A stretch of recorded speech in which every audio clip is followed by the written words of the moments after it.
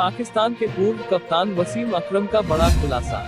बोले, मुझे कोकीन की लत थी। मीडिया रिपोर्ट के अनुसार वसीम अकरम ने एक इंटरव्यू में इस बात का खुलासा किया है।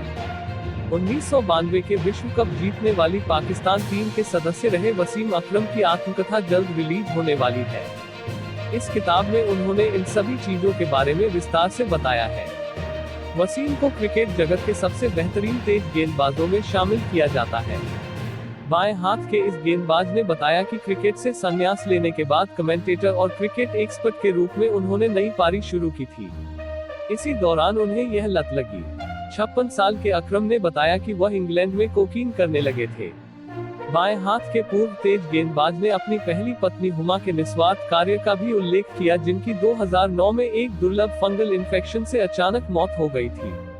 उन्होंने कहा, हुमा अपने आखिरी समय में भी निस्वार्थ रूप से मेरे साथ थी और मुझे मेरी ड्रग की समस्या से निजात दिलाना चाह रही थी।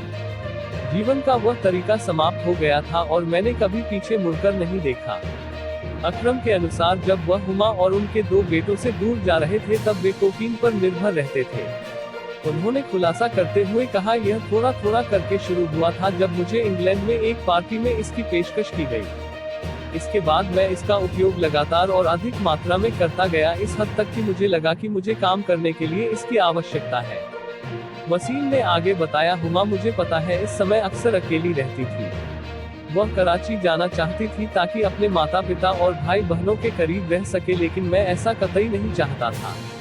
अंदर से मेरा मन भी कराची जाने का होता था, लेकिन मैं यह दिखावा करता था कि काम की वजह से मैं वहां नहीं जा पा रहा हूं, जबकि इसकी असली वजह इंग्लैंड में पार्टी करने की होती थी।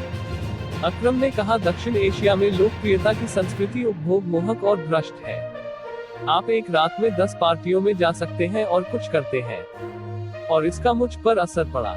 हुमा ने आखिरी बार होश में जो काम किया था वह निस्वार्थ था। वह मुझे नशे की लत से दूर करना चाहती थी। जीवन का वह समय खत्म हो गया था और मैंने कभी पीछे मुड़कर नहीं देखा। ऐसी क्रिकेट से जुड़ी लेटेस्ट खबरें जानने के लिए इस चैनल को लाइक और सब्सक्राइब करें।